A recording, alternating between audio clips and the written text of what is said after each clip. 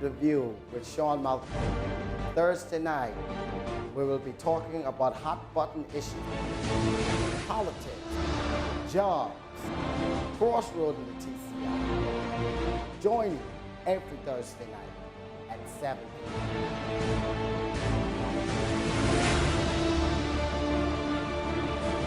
The View with Shaun Malcolm. The views and opinions expressed on the following paid independent show do not represent those of People's Television Limited, its directors, employees, or sponsors. Good evening, Turks and Caicos. Today is Thursday, May the 26th, 2016. It is 7:30, 7 o'clock in the evening, and you are tuned into The View with Shaun Malcolm. I want to say good evening to all my viewers there in Middle Caicos, in Bambara, Laramis, Kangba. I want to say good evening to the viewers there in North Caicos. Hi, Cousin Raya, Cousin Lois. Oh, Lord, how you all doing tonight in Bottle Creek, in Whitby, Q, Sandy Point. You're tuned into the evening, The View with Shaun Malcolm. I also would like to say good night to all my viewers here in Providenciales, in Leawood, Long Bay, in the Bight, Cheshire Hall, Richmond Hill, in Glass Shack, Q-Town, Five Keys, down in High Rock, Blue Hills, and of course, down in Wheeling. Good night to you all. I want to say good evening also to those that are viewing there in South Caicos and the Big South. I know you're all getting ready to just shay all night, they say. It's South Caicos Regatta. Started last night. I believe it's the Little Miss Regatta tonight there in South Caicos. I want to say good evening to all of you there in South Caicos. And then, of course, PTV, we call them the newest kids on the block. Good evening to Grand Turk. Yes, I want to bid you good night. Listen, I have a good show lined up for you. Call your neighbors, call your friends, get your tea, get your biscuit, sit back, relax. You're watching The View with Shaun Malcolm. Let me remind you by the way of announcement of the homegoing for Mr. Adolphus Arthur that will take place this coming Saturday morning at Bottle Creek, North Caicos at the Lighthouse Church. We want to remember his family at this moment. That's the father of Mr. Richie Arthur, which is the owner of Caicos Express, his brother Otis, and Ginger and Peach, and then the mother. We want to remember you all at this moment, and of course, earth has no sorrow that heaven cannot cure. So that's this coming Saturday morning. And then I want to remind you that the South Caicos Regatta is going on. Those who will be attending your boats, make sure you be careful. Watch the weather. Don't go on the water. If you see a bank up in the east, don't go on the water. But if the weather is good, make sure go and enjoy the weekend with those persons there in South Caicos. And then let me remind you that Farm Foundation is going on with their Pastor's Appreciation, Bishop Clayton Harris and Apostle-elect Elaine Harris down there in downtown. And then the two-night crusade going on at the Church of God of Prophecy, Minister Kevin Ewing under the leadership of Pastor Carol Skippins in downtown Providenciales. And then this weekend we celebrate National Heroes Week. This is the time we honor the one and only national hero we have here in the Turks and Caicos Islands, the Honorable J.G.S. McCartney. His memorial and commemoration services on Monday morning at 10 a.m. in the nation's capital in Grand Turk. Make sure you go out.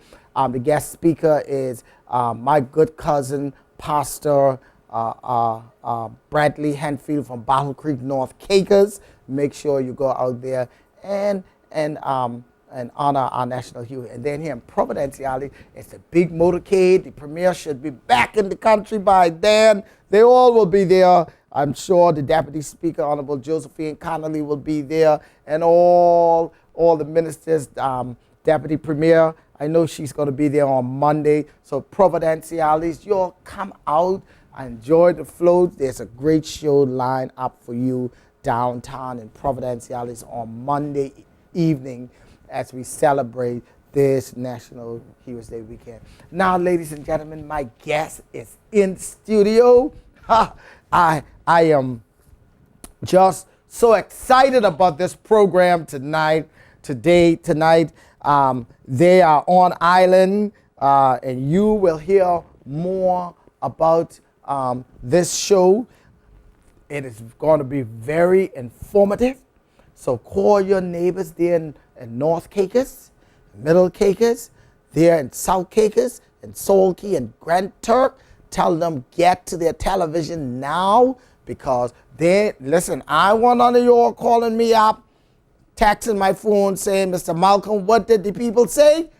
Call your friend and watch it so you can get the information firsthand. So tonight, man, it's a pleasure. I want to introduce to you the people of the Turks and Caicos Islands. Our government has embarked on a national skill audit here in the Turks and Caicos that is being sponsored by the Ministry of Border Control and Immigration.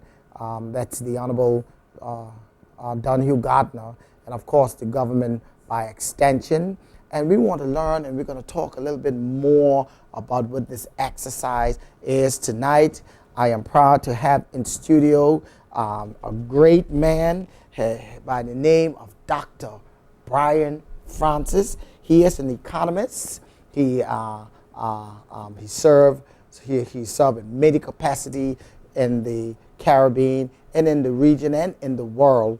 And you'll hear more about him. But it's a pleasure to have him on our shores here in the Turks and Caicos Islands. And those of you in Provo, please, and in Grand Turk, make sure he's well taken care of. So when he go back in Grenada, he can say, we, the people of the Turks and Caicos Islands, treated him well. And when he go in Barbados, so they could be jealous that we treat our visitors very well. And I know he's happy to be on island. And then we have Mr. Justine Pierre, who is a labor market consultant also here. They are here to spearhead this national skill audit here on behalf of the government of the Turks and Caicos Islands. Gentlemen, good night. Welcome to The View with Shaun Malcolm.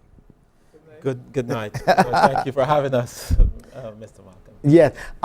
First of all, you know, our people are watching. They're getting close to their television. They want to know, tell them what is your name, where you're from. Okay, good. My name is Justine Pierre, and I currently live in Ontario, and I originally from the beautiful Spice Isle of Grenada, and we're here to conduct the National Skills Audit. And Dr. Francis? Okay, good evening, Malcolm. Good evening to the viewers. My name is Brian Francis, and I am originally from Grenada, but I now live and work in Barbados, and I am presently a senior lecturer in the Department of Economics at the UWI Caville campus, and I am here as part of the team conducting this National Skills Audit, and I am focusing on the economic aspects. So, Dr. Francis, you say your name is Francis. Now, you know, those folks in Grand Turk are watching. We have a former chief minister by the name of Nathaniel Francis, and all his Francis children here, like 23 or so, and they're there at Grand Turk. So when you say Francis, they will know your family to any Francis here. I hope so. So Doc, if you are, so we can make sure you know your heritage and claim what you're supposed to claim while you're here. Absolutely. But, yes, sir. Yes, sir. But Mr. Can I call you Mr. Justin? Sure. Yeah. Justin. Tell us what is this national skill audit exercise all about? You know. Okay, good. A very good question. The National Skills Audit, basically, when it's a form of it's a process that most countries embark on when they're quote unquote serious about national development and development of the economy, development of the infrastructure, development of the human resource. And national skills audit, what it does, it's an audit of the human resource capacity of a country. It tells you what type of skills you have, where are the gaps, you know, in what institution their gaps are. It also provides the government and other key stakeholders in terms of planning. How do you plan for 5, 6, 10 years from now? So the audit will tell you what is lacking, where the mismatch are. The information is used to, for example, to provide persons who are maybe the scholarship board, where future skills would there be. And now, so we are here to really scientifically measure the skills gap, where the skills are, because in the Turks and Caicos, the country is growing. It has never been scientifically measured before. You know, we hear there is an employment there is opportunities there in this sector and the other sector, but it was never scientifically measured.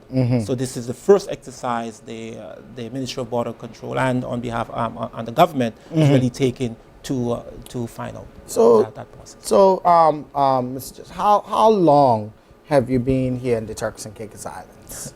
Well, it's almost a month now. I have. You've been here under almost a month? Yes. I have been. I came in, and I must say that there is an art here of customer service. I think I was greeted very pleasantly. Persons come up to me and said, "Hey, you know, who introduced themselves." I also have been going around, you know, to different places. I've been to fish fry. You've been to fish fry? Yes. And I'm very happy to see what we call the sort of pluralistic nature of the country. All of the different nationalities coming together. I also witnessed there was a flag day last Wednesday. Many people, you know, coming together celebrating their heritage. So I'm very, very, very impressed, I must say, and happy to see the different communities living side by side. And I think that is I was very impressed by that. And Dunn Pierre Barnett, yes, and associate was selected to provide the technical assistance for this national audit. Yes. And I mean, who makes up the composition of this team? Okay. And where else have you done similar audits? Other countries, so we can have an idea in the Turks and Caicos Islands if we getting. Okay, good. Okay, very top notch. Good question. Well, our company, I'm a director of Dunn Pierre Barnett and Associates, as the name goes. Dunn, you know, so Dunn Pierre, myself and Barnett and Associates. We are associate of you know, 3 of us. We own the director of the company, but we have other associates working for us. We have an office in Toronto. Okay, we also have one in Jamaica, and we also are part of a consortium, a larger consortium. We do a lot of the labor market work, maybe within the region, maybe 90% of the work of labor market studies in the region we have done. We have done the first labor market study in St. Lucia. We have also conducted one of the first employer skills demand survey in Antigua. We do a lot of work in Grenada, Jamaica. In fact, we have worked in almost every island in the Caribbean. And in addition to, in terms of our wider associates, we form a consortium with PEM out of Denmark. I think Dr. Bilotov, who is the sociologist who initially came when the project was We also work with DRN out of Italy. So collectively, the consortium, we do maybe about 80% of all the labor market studies, all the national skills survey in the world. So I think that in the world. Yes. So we are very big. We just specialize in the survey. So other persons on the survey in the survey will be like Dr. Bilatoff, Dr. Dunn Pierre, Dr. Francis, Wayne Sandiford, many persons would come. Edwin St. Catherine, who is the director of statistics in the government of St. Lucia. So it's when we do a work like this, we want to make sure that the work is professional, and we want to give top notch, and every survey we conduct, we want to make sure that it's better than the one we did before. Okay. Well, Dr. Francis, I mean, what is your role in this consultancy and in your studies? Okay, thanks, Shaun. My role really is to provide the economic analysis that can be used to support the findings and recommendation of the study. We have to understand that when you are looking at labor market issues, the two things that are important on the demand side as well as on the supply side. And clearly the demand for and supply of labor are both really microcosms of the wider economic society.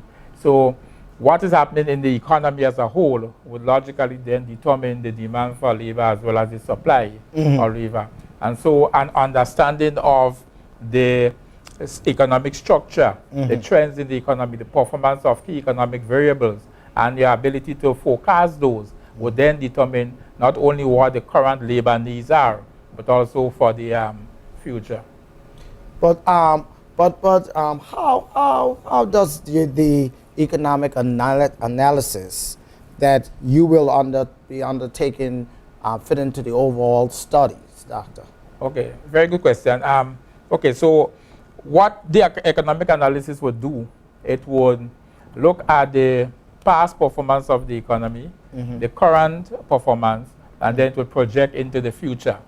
Now, when you project into the future at the broad level, what you are looking at really is sectorial performances. So then we'll be able to determine 5 years from now what is likely to happen within the context of the agricultural sector, what's likely to happen within the tourism sector, what's likely to happen within the financial services sector, etc. And in all of those cases, the issue of labor skills will come into play. So therefore, once you have those projections, then you are able, you are now in a position where you can determine what the skills level would be for the future. So the survey that would be conducted, that would capture the skills levels, the gaps, etc., as it exists now. But going into the future, the projections is what will determine what those needs are.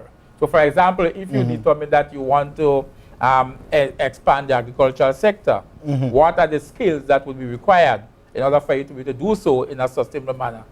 What do you need? Would you need agronomists? Do you need people specialized in husbandry, animal husbandry? Do you need people specialized in livestock?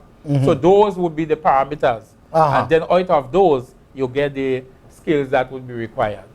Yeah, but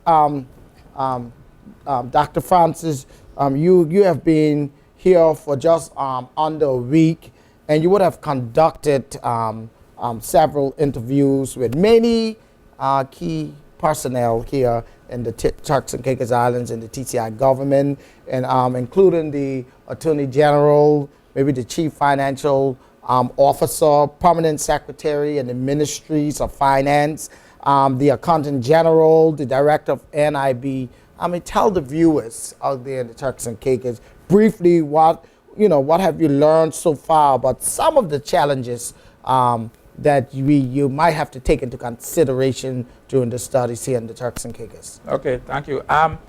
Yes, it has been a rather refreshing week. And I have to say up front, many thanks to all of the officials whom we have met with this week. They have all been very accommodating, very professional, and I have to say they are very knowledgeable about not only the specific areas of work, but also about what is happening in the economy as a whole. And many issues emerge from those discussions. I think 3 that stand out. Firstly, there is clearly a need for us, for the government to look at diversification within the economy. The economy has rebounded, is performing fairly well right now. Only recently I read in the paper where the government now has a fairly significant surplus in terms of its fiscal accounts. And what needs to happen now is that the dependence on tourism and financial services has to be lessened. And in order to do that, you therefore have to diversify across sectors. In the strategic development plan that the government has put together in place, they have already identified some key areas. I think about 5 of them where they want to undertake some investment via a loan from the Caribbean Development Bank. That would include things like agriculture and infrastructural development and so on. But there is also another aspect to it. For sustainability, you also need to diversify within sectors. So for example, within the tourism sector, you have to determine what are the niches that you want to exploit. Do you want to move in the area of health tourism? Do you want to move in the area of sports? Do you want to move into the area of recreational? Right? So right within the sectors, you want to also diversify as well and then move across sectors. Right? So that's a key thing, and that is required because you want to be able to generate the level of flexibility in the economy so that you'll be able to respond more appropriately in the events of a shock. Secondly, it is clear from our discussions that there is a significant amount of reform that has already taken place within the context of the public service, within the context of immigration laws and so on. And what is lacking at the moment is that will, that determination to enforce some of the legislation that are in place. So I think once the government does that, they will see results, and a lot of the issues, the challenges that they now face will therefore be something of the past.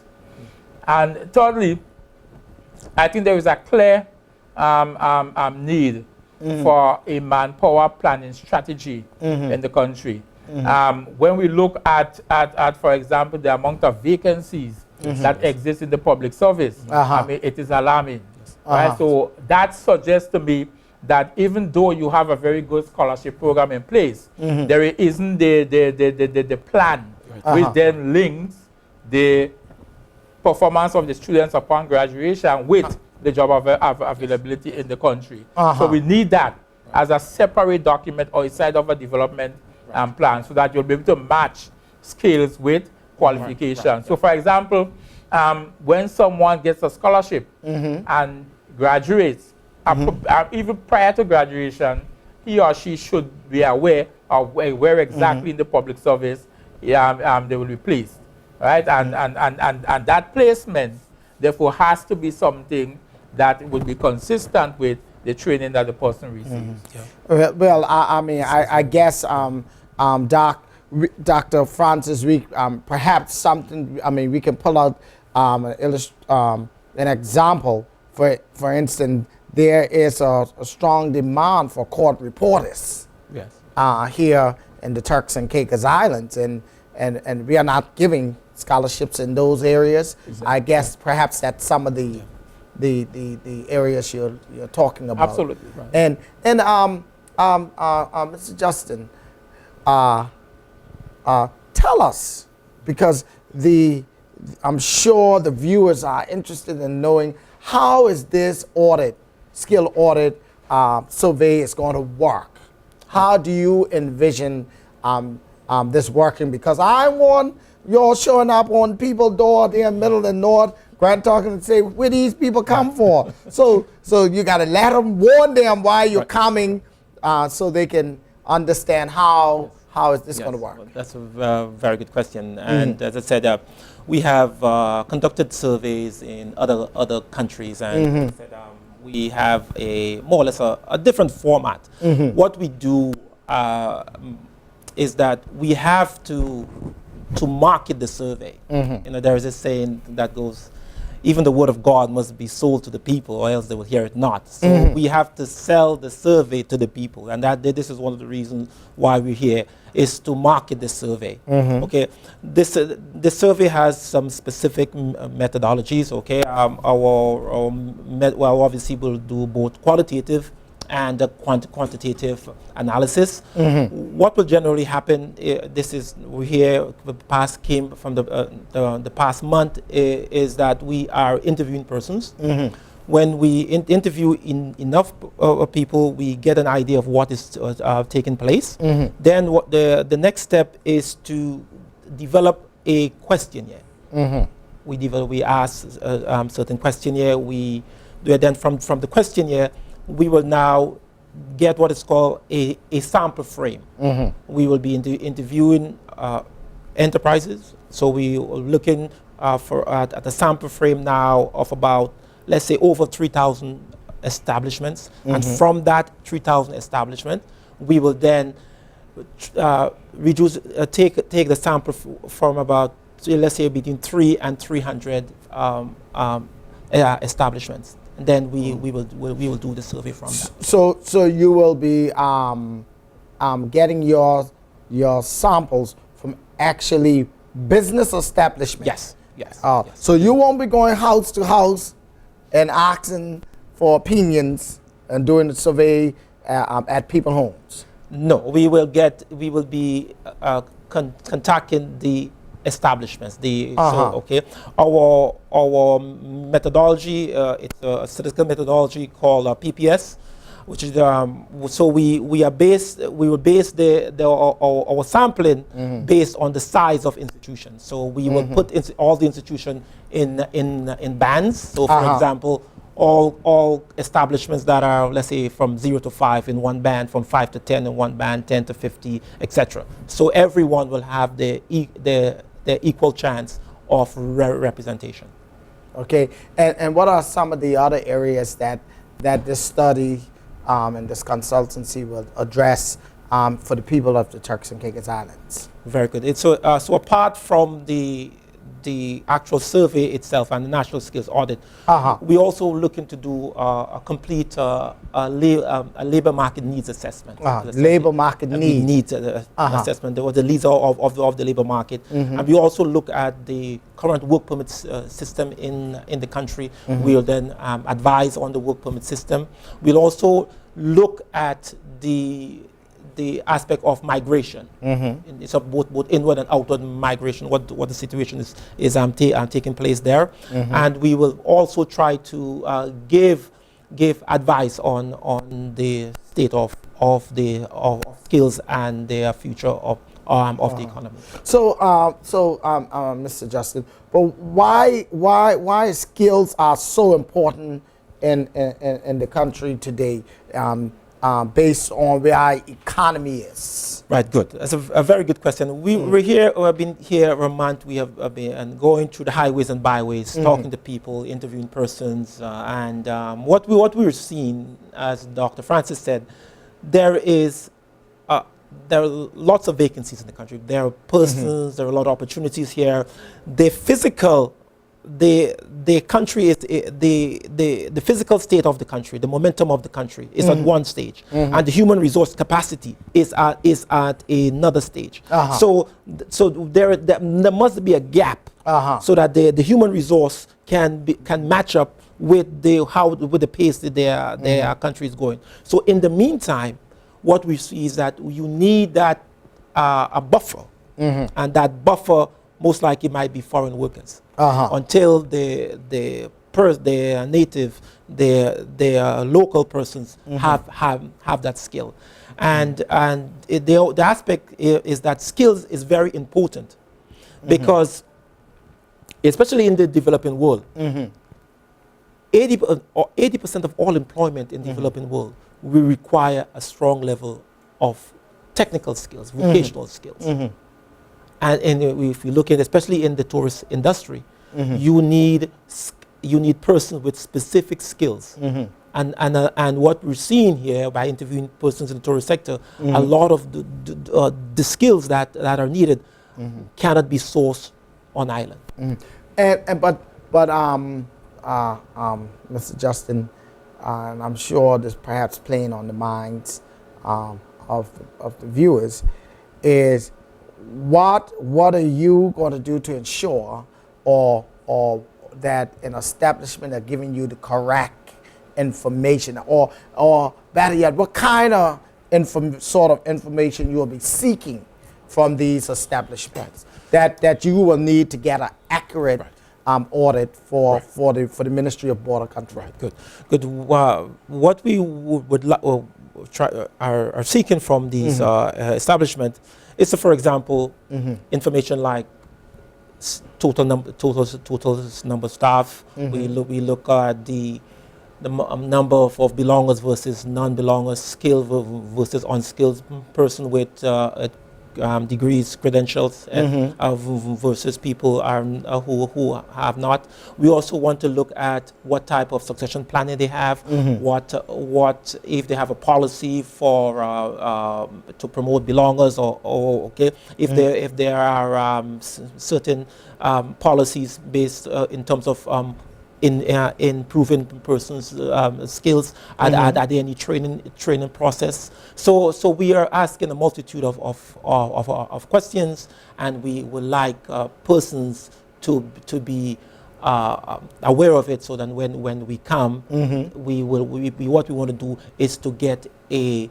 full participation. Okay? Because in order for the survey, for our job to be done properly, we need the support from the establishment, because we go on data, we are analyzing data, right, and the data must come from accurate. Yes, must be accurate for us to do a good job. So we are asking persons, establishment, the business owners, to when the enumerators come around, to please provide accurate data so we can do our job properly. Well, gentlemen, tourism is one of our main foreign exchange honor here in the Turks and Caicos Island.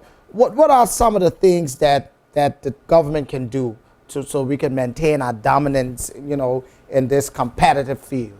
Will the survey look into some of these areas, Dr. Francis? Yeah, well, tourism is clearly the largest growing industry in the world, and there is clearly a huge amount of potential in that industry. The challenge for governments is that tourism is highly fragile, and it is highly vulnerable as well.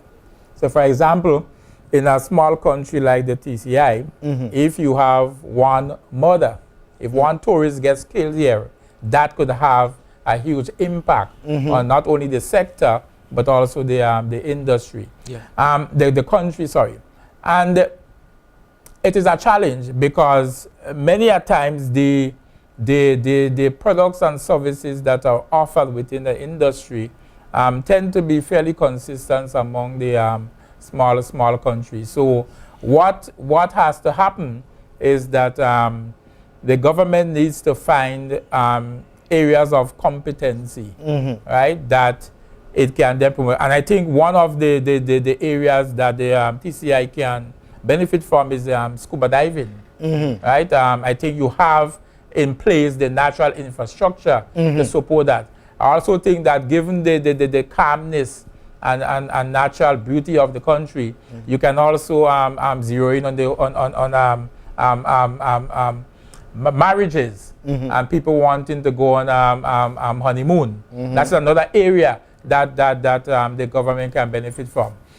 So once you identify some of these as your niche, then it would automatically say what kind of skills level that you need. What do we need to do in order to develop that aspect of the industry? And out of that awareness comes the kind of skills that we that are required. So you would need, for example, if you're going with scuba diving, you would need instructors, for example. Right. So then you know that this is an area that we need to train people in. Right. So that is how we envision this going forward. Yeah. That very good question that Dr. Francis raised, and we also mentioned about, he mentioned about crime and murders and stuff, and we, as I said, as a statistician, we also mentioned that there is something called like a Gini coefficient. What it means is that it's like the ability for countries, okay, to scientifically calculate the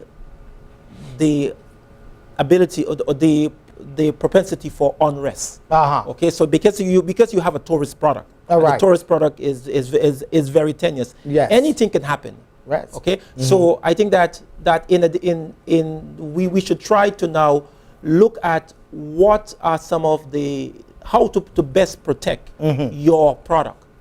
Okay, and because, as I said, here you have one of the great beach, sand, lovely people. You have a multicultural society, and people come here to feel happy, to feel safe, and you need as a country. Yes. The priority is to protect that. To keep that is safety to protect net. that kind of that image of safety. I come to the Turks and Caicos because I want to feel safe. I come to the Turks and Caicos because I don't want to worry about anything. So the authorities must be able to protect that image. Yeah, but I mean, Mr. Justin, but how does the labor market ties into the general development, and stability of the country?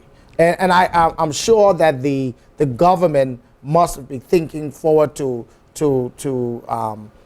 commence this national skill audit. Right. But how does the labor market fit into that overall development? Well, so the labor market, the active labor market, it's like a marriage between the supply of labor and the demand of labor. Okay, at one point in time there must be some equilibrium. Okay, so in order for there to be calm and tranquility in the economy, there must have this linkage, and that's what we are here to the survey will do, is to look at those who are demanding labor and those who are supplying labor and find a bridge. And one of the another aspect of the survey is to establish what is called a labor market information system. And with that information system, employers and employees would be able to trade their skills for employment. Yeah, but can you tell us in the Turks and Caicos about the state of our economy, or and how do we compare with our other counterparts in the region? I guess Dr. Francis. Yeah, as it is now, and I think coming out of the reforms that would have taken place from 2012, the economy is rebounding fairly well, and I think the prospects for enhanced growth and development looks rather positive. The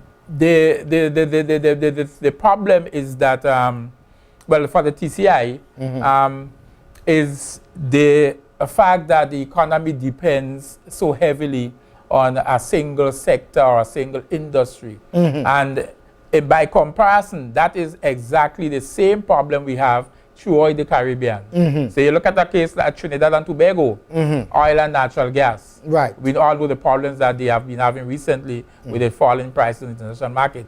You look at Barbados, tourism, international business. You look at Grenada, tourism. You look at St. Kitts, tourism. To a lesser extent, now the CPI program. So all of those countries have been having the same challenges. So the TCI isn't in any unique situation. And what is interesting is that when you look at development, and the stages that countries are supposed to go through.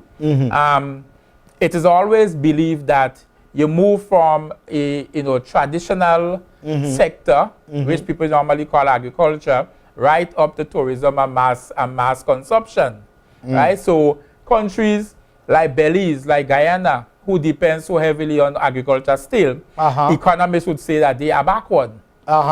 Countries that have advanced and are not dependent heavily on tourism, economists would say those are the modern economies. Well, if you take a look at the last 2 reports that were done by the Caribbean Development Bank, what you will see there is that those countries that are supposed to be economically backward are the ones that are doing well. Doing well. And those that are supposed to be modern are the ones that are struggling. Right? And what that says, therefore, is that we cannot continue to be so heavily dependent on a single sector or area of economic activity. That's why earlier I said the diversification of the economy is the key. And I think the TCI is now in that position. As I said earlier, the development strategy that they are looking at now through the funding from the CDB is targeting, I think, about 5 different areas where they will try to diversify into. But what I'm saying is that they need to take it a bit further. Not only diversify across the sector, so don't only move from tourism to agriculture, manufacturing, construction. Try to diversify within the sector. So for example, if you take agriculture, what are the opportunities do you have in agriculture in forestry? What are opportunities do you have in fisheries? Right? So those are the things that you need to look at. Right? So you focus on the 2, diversification within and across sector. So the TCI economy, as I said, if they can get the projects going, if they can implement the development plan, the medium-term economic strategy, if they can keep their fiscal house in order as it is now, and if they can enforce many of the legislative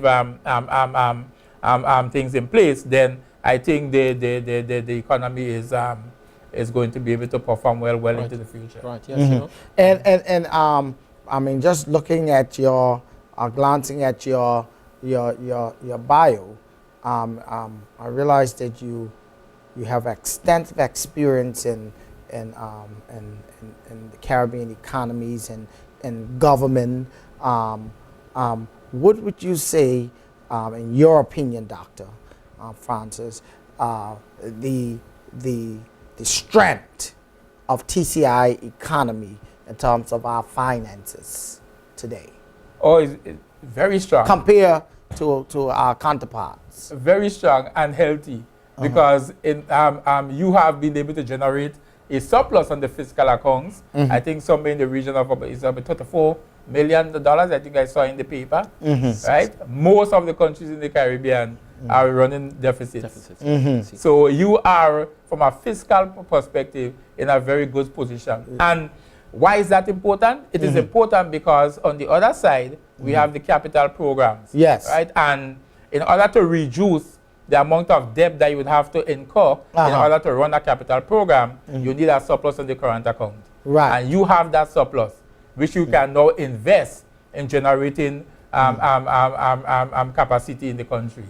Right? So the TCI is in an enviable position in comparison to most other countries in the Caribbean. And in addition, I think that the position that TCI is in terms of its product, in terms of its tourism product, because it is in a strategic position. Geographically, it is so close to the United States. Oh yeah. It also uses the same currency. Right. Okay. And so that makes it different. Yes, of course. It's an advantage because persons come here, the average persons who come on the island spend around 4 or 5 days. They come in a safe environment. It's clean. It's well protected. They feel at peace, and one flight. One flight. Toronto, New York, Philadelphia. Just one flight. Yeah. And just for the viewers out there, Dr.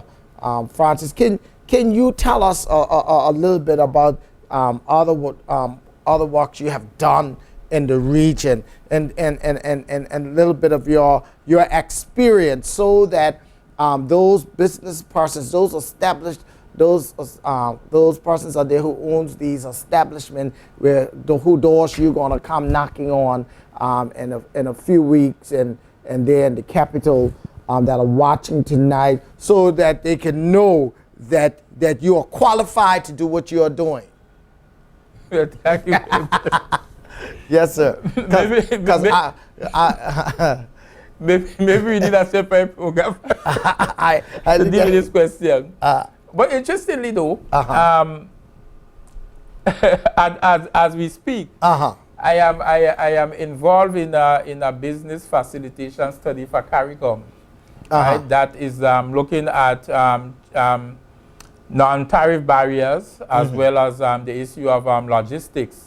Right, we are focusing specifically on fresh agricultural produce, and trying to overcome all of the challenges that prevent those commodities from moving from one country to another. And the truth is that some of the issues that we are encountering are germane not only to agriculture sector, but also to the other sectors in the economy. And I think some of that that knowledge we can certainly use in relation to this national skills audit, and use some of it in terms of making recommendations to the government. I have also done a number of studies in relation to trade. One of the more interesting ones had to do with the Article 4, Article 164 under Chapter 7 of the revised Treaty of Chagaramas. And what Article 164 deals with is the whole issue of challenges that smaller countries within the CARICOM setup face, and what kind of special provisions the Council of Trade and Economic Development can make in order to accommodate them, right? And I think that is important in the context for a country like the TCI, because you import a significant amount of the goods and services that you consume, right? So it means therefore that you have opportunities there to negotiate with some of your exporting partners, because obviously if trade is to continue to flourish, you clearly, as it is now, will be at a huge disadvantage. If you look at the balance of trade, it will have to be negative for you in a significant way. So there's opportunity there for you now to negotiate with partner.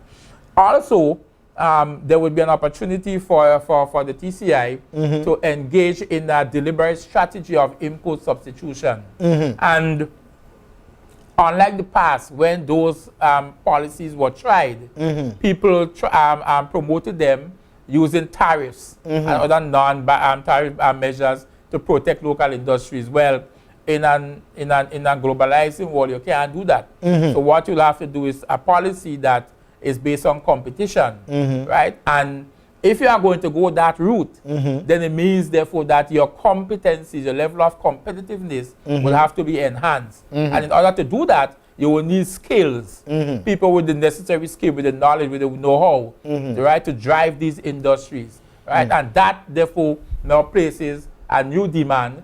We know what the gaps are because we have done the survey, so we know exactly what needs to be done in order to be able to fill those gaps. Wow. And Doc, you've been on the island for a couple of days now. Is this is your first visit to the Turks and Caicos? Yes, it is. And it's your first visit. And so then tell us, I mean, what is your overall impression of this country on this your first visit? And we know it won't be your last. No, it cannot be.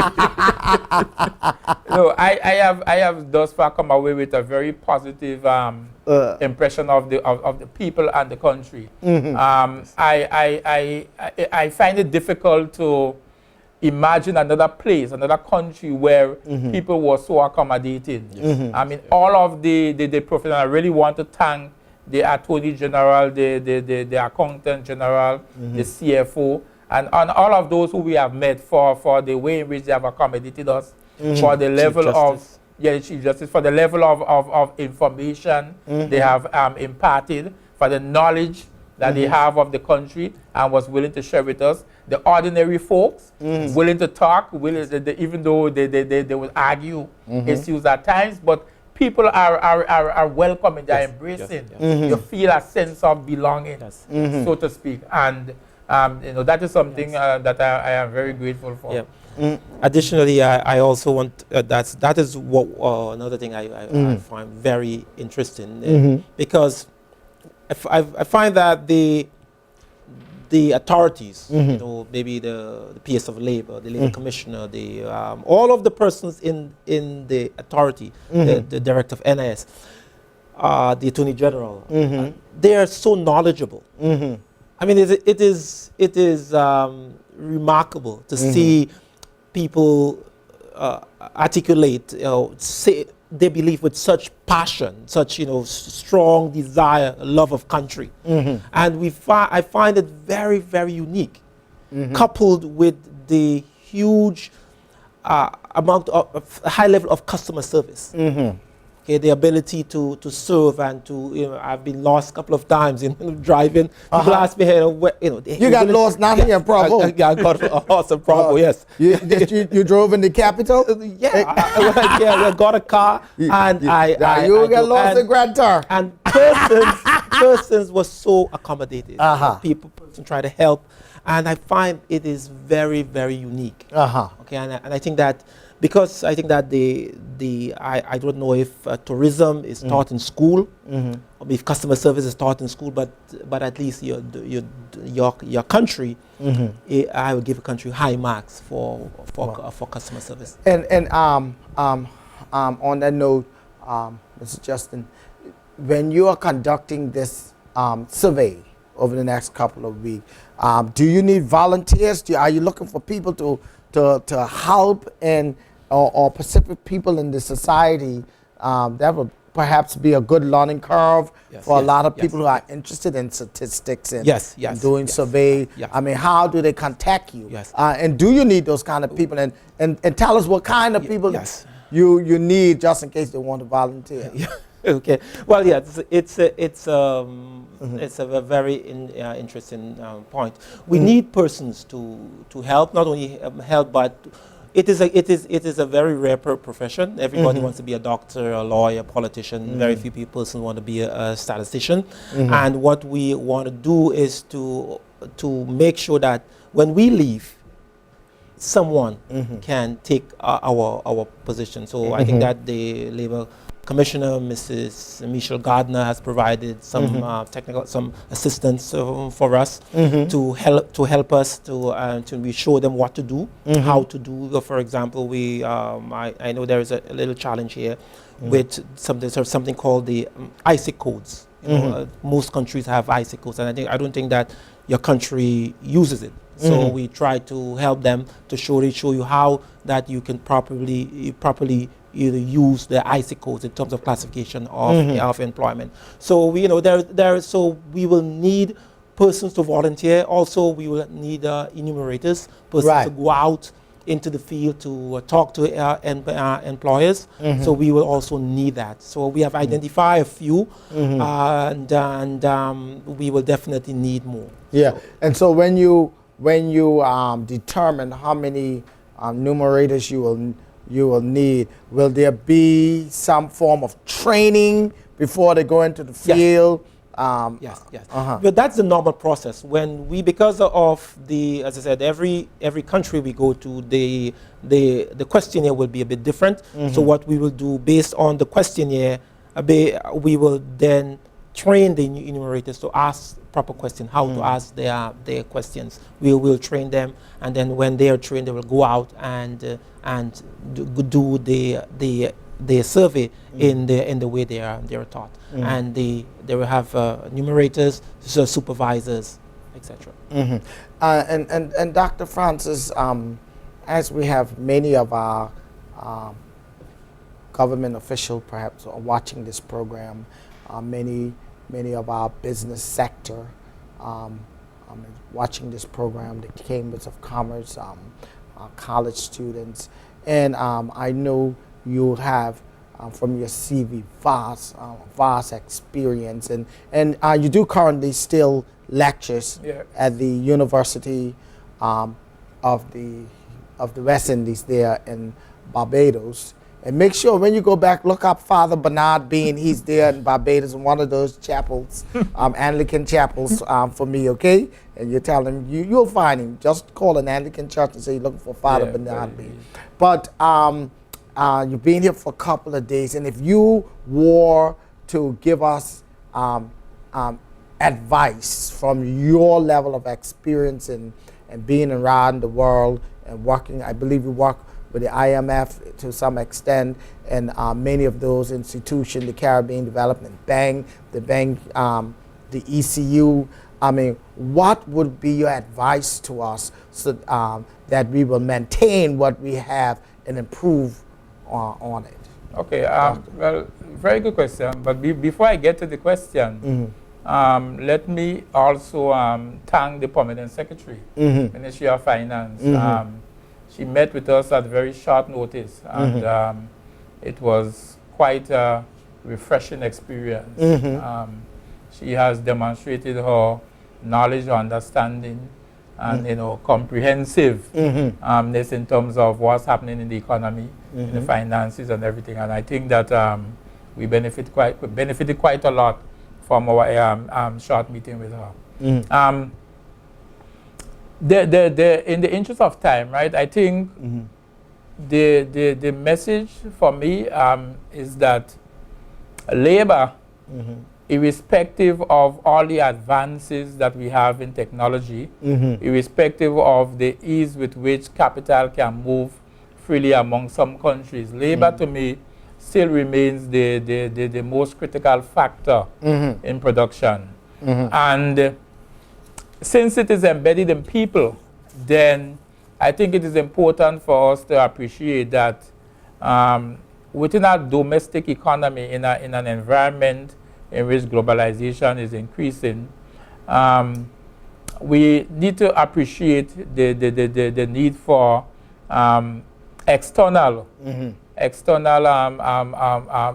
human resource capacity.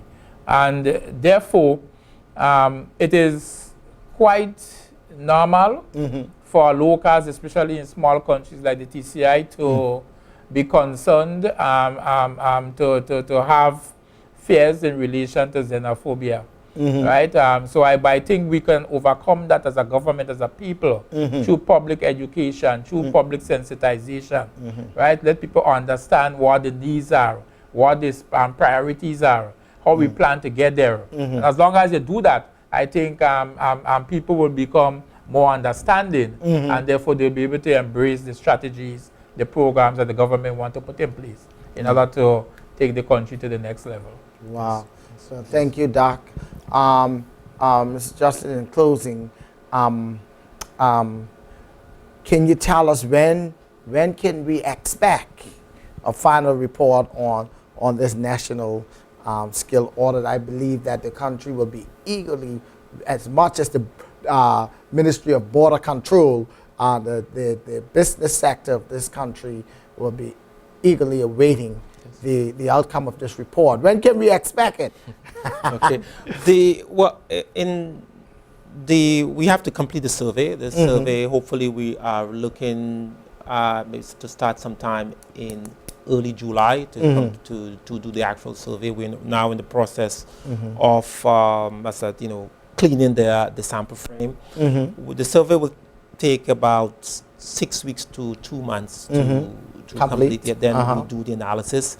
So the full reporting should be around late November, early December, preferably before the 1st of December. Okay. So it is just a few months away. However, we believe that the report will be beneficial to the government, and we hope that it will inform the government so that the government will be in a position to make informed and scientific decision Okay, and so we want to, and I also want to thank the government for having for embarking on such a project. Also, Mrs. Clara Gardner was a very